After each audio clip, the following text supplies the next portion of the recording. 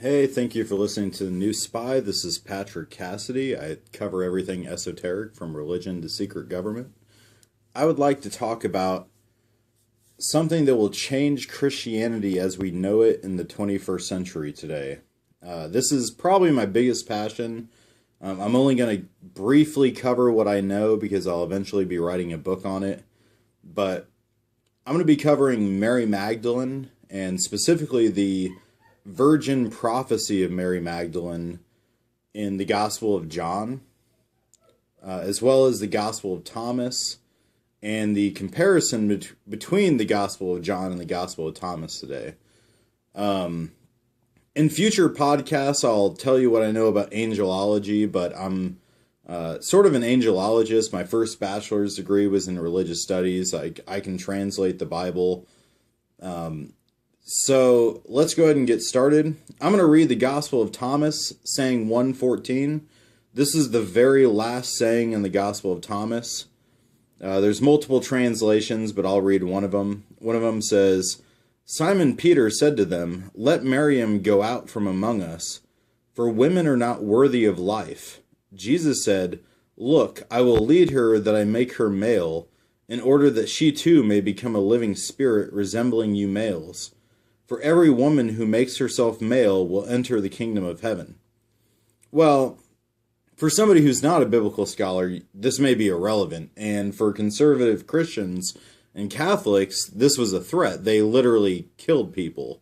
The Catholic Church literally killed millions of people and engaged in a witch hunt. The Da Vinci Code is partially scientifically true. It's not completely scientifically true, but it's partially scientifically true that the Catholic Church did want to eradicate the Gospel of Thomas, which is a early gospel. Some compare it to the Gospel of Q, which is the original Bible.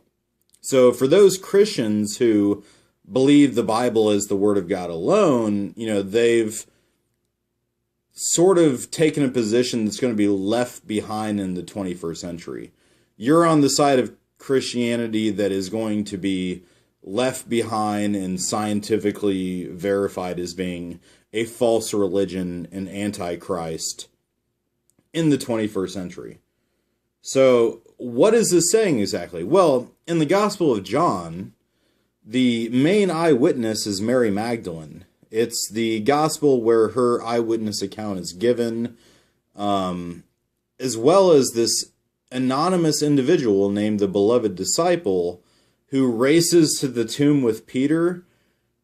And the race is going on is who is the first eyewitness? Was Peter the first eyewitness to the tomb? Or was the beloved disciple the first eyewitness? The first shall be last, and the last shall be first. Well, the beloved disciple is the first. The beloved disciple is the last. This is Mary Magdalene. Well, Mary Magdalene was turned into a man. So in the Gospel of John, there's a scholar named Jusino who was the first to propose that the Gospel of John was written by Mary Magdalene.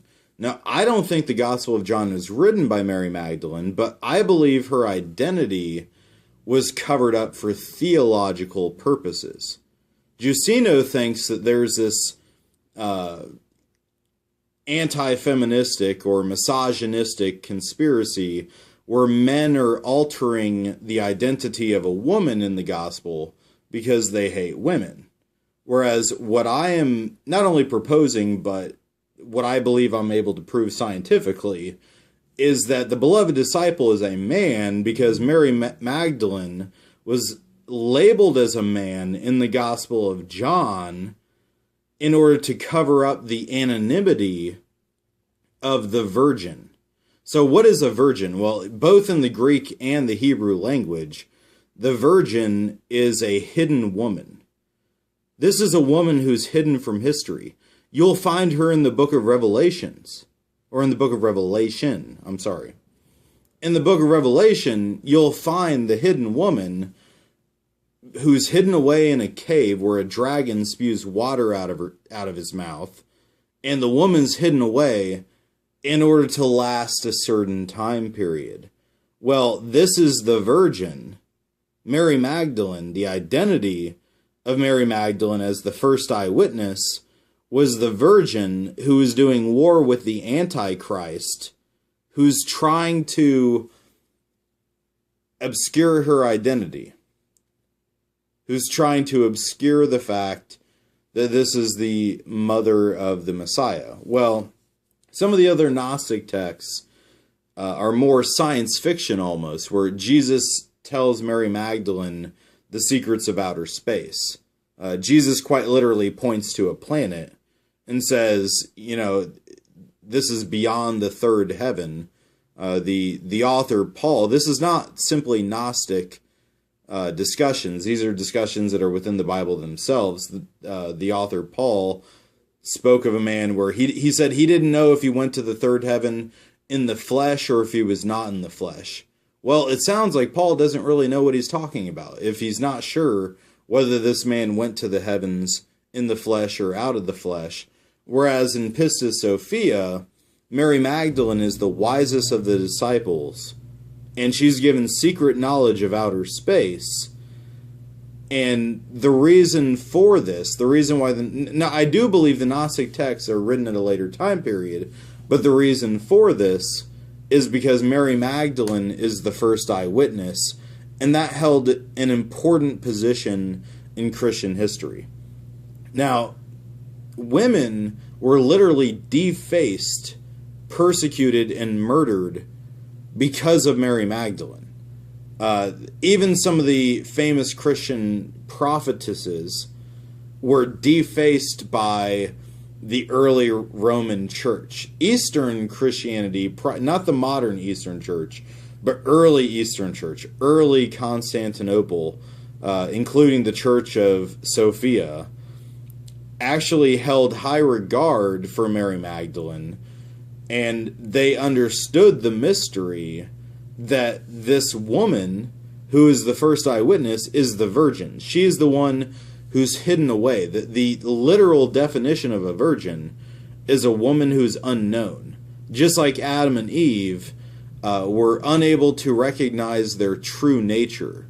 So what is the true nature? Is Adam and Eve a literal human being who are unable to recognize a penis and vagina? No. Adam and Eve don't know where they came from. It's an allegory for human beings in outer space. Celestial mysteries that humans don't know where they came from. And even in modern science, humans don't know what outer space is. So Mary Magdalene was given some of this knowledge.